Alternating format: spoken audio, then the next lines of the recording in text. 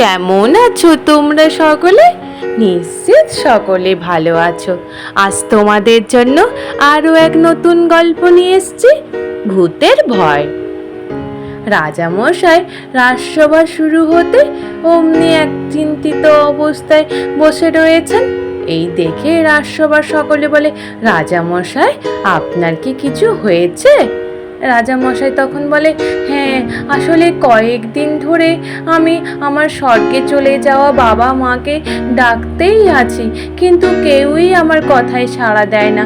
এমনকি পিসিকেও ডেকেই চলেছি, বলছি যে আমার একটুখানি ধন সম্পত্তিগুলো বাড়িয়ে দেওয়ার জন্য, কিন্তু কোনো কথাই শুনে না আর সাড়াও দেয় না। তোমরা কি পারবে কোনো উপায়ে আমার বাবা মা আর পিসিকে খবর পাঠাতে? তাহলে আমি যে ছাড়া পাঠাতে পারবে তাকে আমি ডবল বেতন করে দেব, বুঝলে সভাসদরা? তাহলে তোমরা সকলে এবার পরের দিন আমায় চিন্তা করে বলো। সভাসদরা বলে, ঠিক আছে রাজামশাই। এমনকি মন্ত্রীমশাইও তাই বলে। এদিকে বটা এসে উপস্থিত। বটা এসে বলে, রাজামশাই, আমি একটা হেঁসেল খুলতে চলেছি, তাই বলছিলাম কি আপনি যদি একটু কিছু সাহায্য করেন তাহলে খুব ভালো হয়। অমনি রাজামশাই বলে, এইদিকে আমার কোষাগার শূন্য হতে চলেছে আর আমি কিনা তোমায় সাহায্য করব? তোমায় কোনো সাহায্য করতে পারবো না এখন বটা, তুমি এখন এসো। অমনি গোপাল বলে, রাজামশাই একটু ভেবে দেখুন, আমাদের রাজ্যেও তো একটা ভালো হেঁসেলের প্রয়োজন রয়েছে, তাহলে যদি একটু সাহায্য করেন তাহলে বটা একটা হেঁসেল খুলতেই পারতো, তাই না বলুন? রাজামশাই বলে, আমি বললাম না আমি এখন কোনো সাহায্য করতে পারবো না। তারপর গোপাল বলে, বটা তাহলে চলে যা, পরের মাসে আসিস, পরের মাসে নিশ্চিত হয় রাজামশাই তোকে হয়তো সাহায্য করবে। তারপর বটা ঘুরে চলে যায়। এইদিকে রাজসভায় সকলে আলোচনা করতে থাকে যে ওই পাড়াতে নাকি শাকচুন্নির খুব উপদ্রব হয়েছে।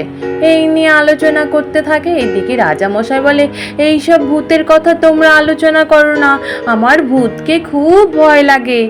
মন্ত্রীমশাই মনে মনে ভাবে, ভূতকে রাজামশাইয়ের ভয় লাগে? আমাকে একটা এমন কিছু উপায় বের করতে হবে যাতে রাজামশাইও জব্দ হয়, এদিকে আমারও মোহরের সংখ্যা বাড়ে। তারপর রাজসভা শেষ হয়ে যায়। ওই দিন সন্ধেবেলায় মন্ত্রীমশাই আর মন্ত্রীর গিন্নি উনি সন্ধেবেলায় হাঁটতে বেরোয়। এদিকে গোপালের গিন্নিও পেছন পেছন হাঁটতে থাকে। মন্ত্রীর গিন্নি এবার খুব জোরে জোরে পা চালাতে থাকে। মন্ত্রী বলতে থাকে, কি গো গিন্নি, তুমি যে এত জোরে জোরে হাঁটছো? মন্ত্রী গিন্নি বলে, জানো না তুমি কিভাবে শাকচুন্নির উপদ্রব হয়েছে? যদি শাকচুন্নি আমাদের ঘাড়ে চেপে বসে তাহলে কি আমরা বাঁচতে পারবো? অমনি বলে অমনি মন্ত্রী গিন্নি সজোরে হাঁটতে হাঁটতে চলতে থাকে। এইদিকে গোপালের গিন্নি পেছন থেকে শুনে মুচকে মুচকে হাসতে থাকে। তারপর মন্ত্রী গিন্নি বাড়ি চলে যায়। এদিকে গোপালের গিন্নিও বাড়ি ফিরে আসে। গোপালের গিন্নি এসে দেখে গোপাল উঠানে বসে আছে। গোপাল বলে, কি গো তোমার ফেরার সময় হলো? গোপালের গিন্নি সমানেই হেসেই চলেছে। গোপাল তখন বলে, কি হলো গিন্নি, হঠাৎ করে তুমি এত হাসছো যে? গোপালের গিন্নি বলে, আর কি বলবো, শোন না, আজকে মন্ত্রী আর মন্ত্রীর গিন্নি আমার সামনে দিয়ে হেঁটে চলে যাচ্ছিল, এমন ভূতের ভয় পায় মন্ত্রীর গিন্নি, আমার কি হাসি পাচ্ছিল, তাই তোমায় বলছি। পরের দিন রাজসভা শুরু হতেই অমনি রাজামশাই বলে, কি তোমরা কি কোনো উপায় পেলে? অমনি মন্ত্রীমশাই বলে, হ্যাঁ রাজামশাই, আমি পেয়েছি উপায়। বাদ বাকি সভাসদরা বলে, আমরা কেউই উপায় কোনো বের করতে পাইনি রাজামশাই। রাজামশাই বলে, মন্ত্রী তুমি তো পেরেছো, চলো তাহলে তাড়াতাড়ি বলে ফেলো। মন্ত্রী বলে, রাজামশাই আমি কিন্তু সভাসদদের সামনে বলবো না, আমার সাথে একটু চলুন, একটু ভেতরে গিয়ে বলে আসি আপনাকে। অমনি রাজামশাই মন্ত্রীমশাইকে নিয়ে রাজামশাইয়ের কক্ষে গিয়ে বলতে থাকেন। এদিকে গোপাল আর সভাকবি পেছন পেছন গিয়ে আড়াল থেকে সবটাই শুনছিলেন। এদিকে মন্ত্রী মশাই রাজামশাইকে বলছেন, রাজামশাই আপনি এখন বেশি কাকে ভালোবাসছেন আর কাকে ডাকছেন? অমনি রাজামশাই বলে, এখন তো বেশি আমি পিসিকেই ডেকেই চলেছি। পিসি যদি একটু সাড়া দেয় তাহলে আমার একটুখানি ধন সম্পত্তিগুলো একটু বেড়ে উঠবে, কিন্তু পিসি তো সাড়াই দিচ্ছে না। তাহলে কি করা যেতে পারে বলো মন্ত্রী? মন্ত্রী তখন বলে, রাজামশাই একটা উপায় পেয়েছি। আপনি ওই যেখানে বাইরে যে অন্ধকারে যে গাছটা রয়েছে, ওই গাছের তলায় ভালো ভালো রান্না করে দিয়ে আসবেন। দেখবেন আপনার পিসি ঠিক সাড়া পেয়ে ওখান থেকে খাবার তুলে নিয়ে গিয়ে খাবে, আর সঙ্গে আপনার এখানে ধন ঐশ্বর্য মোহর সবই বেড়ে চলবে। এমনি শুনেই রাজামশাই তো খুশি হয়ে যায়। রাজামশাই বলে, তাই মন্ত্রী? সত্যি সত্যি আমি যদি ভালো মন্দ রান্না করে বাইরে ওই অন্ধকারে গাছের তলায় রেখে দিয়ে আসি তাহলে আমার ঐশ্বর্য বেড়ে উঠবে? তাহলে আমি কাল থেকেই করব। অমনি মন্ত্রীমশাই বলে, হ্যাঁ রাজামশাই, করে দেখুন, অবশ্যই আপনার ঐশ্বর্য বেড়ে উঠবে। তারপর মন্ত্রীমশাই বেরিয়ে চলে আসে। রাজামশাই যখনই কক্ষ থেকে বেরায় তখনই গোপাল এমনকি সভাকবি বলেন যে, রাজামশাই আপনি মন্ত্রীমশাই এই সমস্ত ভুংভাং কথাবার্তায় বিশ্বাস করবেন না, আর এত এত খাবার অপচয় করবেন না রাজামশাই। রাজামশাই বলে, তোমরা সকলে চুপ করো তো, তোমরা তো কোনো উপায় বের করতে পারলে না, মন্ত্রীমশাই তো একটা উপায় বের করেছে। উনি বলেই তারপর সবার সাথে চলে যায়। সভা শেষ হয়ে যাওয়ার পরে মন্ত্রী মশাই গিয়ে ঘটার বাড়িতে গিয়ে ওঠে। ঘটাকে গিয়ে বলে, ঘটা তুই চাইছিলিস না হেসেল খুলবি বলে, দেখ আমি ভালো উপায় বের করে দিয়েছি। তুই আজকে রাত্রে রাজামশাই তার বাড়ির বাইরে গাছের তলায় ভালো ভালো খাবার দেবে, আর ওই খাবার তুই সাদা শাড়ি পরে গিয়ে তুলে নিয়ে চলে আসবি। কিছু খাবার তুই আমাকে দিয়ে দিবি, বাদ বাকি খাবার তুই নিয়ে এসে আবার বেচে দিবি।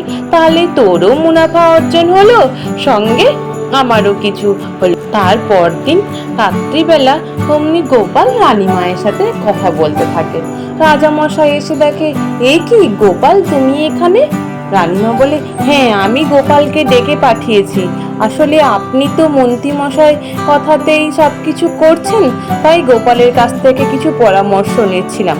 গোপাল তখন বলে, রাজামশাই আপনি কিন্তু কাজটা ঠিক করছেন না, এত এত খাবার কিন্তু আপনি অপচয় করছেন রাজামশাই। রাজামশাই তখন রানীমাকে বলে, রানী তোমাকে বলেছিলাম না কথাগুলো গোপন রাখতে, তুমি কেন পাঁচকান করছো? গোপাল বলে, রাজামশাই আপনি একটু বোঝার চেষ্টা করুন রাজামশাই।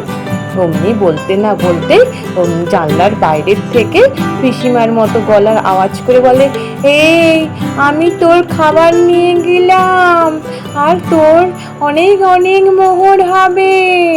এই বলে পিসিমার মতো গলার আওয়াজ করে অমনি ঘটা ওইখান থেকে খাবারের থালা তুলে নিয়ে চলে যায়। রাজামশাই জানলা দিয়ে দেখে যে, হ্যাঁ এই তো দেখো দেখো পিসিমা সাদা শাড়ি পরে খাবার নিয়ে চলে যাচ্ছে, আর আমার মোহর ধন সম্পত্তি বাড়বে বলে আশীর্বাদ করে দিয়ে চলে যাচ্ছে। অমনি রানীমার আর গোপাল বলে, দেখি দেখি। রানীমার গোপাল জানলা দিয়ে তাকিয়ে দেখে তো হ্যাঁ সত্যি সত্যি সাদা শাড়ি পরে কেউ চলে যাচ্ছে। রানীমা তখন বলে, ভূত ভূত। অমনি গোপালে বলে, ভূত। অমনি চিৎকার করতে থাকে, আর রাজামশাই বলে, পিসিমা পিসিমা, এইরূপ করতেই আছে। এদিকে গোপাল বাড়ি ফিরে গিয়ে গোপালের গিন্নিকে সবটাই খুলে বলে। গিন্নি তখন বলে, এ কি কথা, তুমি সত্যি সত্যি নিজের চোখে তুমি দেখেছো? গোপাল বলে, হ্যাঁ তাই তো দেখলাম। অমনি বলতে না বলতেই উল্টে পুটি ন্যাপলা এসে বলে, দাদু ঝাল ঝাল, জল দাও জল দাও। অমনি গোপালের গিন্নি বলে, কি রে কি খেয়ে চলে এলি, এত ঝাল লাগলো যে? অমনি উল্টে পুটি নাবলা বলে, ওই যে ঘটার বাড়িতে বড় বড় মাংস দিয়ে ভাত খেয়ে এলাম, ওই 3-4 জনের মতো রান্না করেছিল ঘটা, ওই তার জন্য ওই খেয়ে এলাম। রাত্রিবেলা যারা ব্রতচারী আছে ওরা খাবে, তাদের জন্যই করেছে। ওরা তখন এই কথা শুনে গোপাল তখন মনে মনে ভাবে, ঘটা সেদিন রাজামশাইয়ের কাছে গেল, ওর কাছে হেসেল খোলার মতো পয়সা নেই, তাহলে কি করে ও এত বড় বড় মাংস দিয়ে ভাত, এত তেল মশলা কি করে ও করতে পারলো? নিশ্চিত তো কিছু ব্যাপার রয়েছে এর ভেতরে। আচ্ছা গুলটে পুটি ন্যাপলা, তোরা একটা কাজ করিস তো, তোরা একটু লক্ষ্য রাখিস মন্ত্রী মশাই কোথায় যাচ্ছে, কি করছে না করছে, এমনকি ঘটা কোথায় কিছু যাচ্ছে না যাচ্ছে একটু লক্ষ্য রাখিস। হ্যাঁ, অমনি উল্টে পুটি ন্যাপলা গোপালের কথা শুনে মন্ত্রী মশাইয়ের বাড়ি চলে যায়। বাড়ির বাইরে জানলা থেকে আড়াল থেকে শুনতে থাকে। এদিকে মন্ত্রী মশাই বিছানার মধ্যে শুয়ে রয়েছেন, আর ওর গিন্নি এসে বলে, কি গো আজকে কেমন খেলে? ওই ভাত আর মাংস, সঙ্গে ঘটাও তো নিয়ে গেল খাবার, তাই তো? মন্ত্রীমশাই বলে, খুব ভালো খেয়েছি গিন্নি, তোমার থেকে খুব ভালো রান্না ছিল। গিন্নি বলে, আমার কথা তোমার মনে পড়লো না তাই না? একা একা খেয়ে চলে এলে, আর সব খাবার বাদ বাকি ঘটাকে দিয়ে দিলে তো?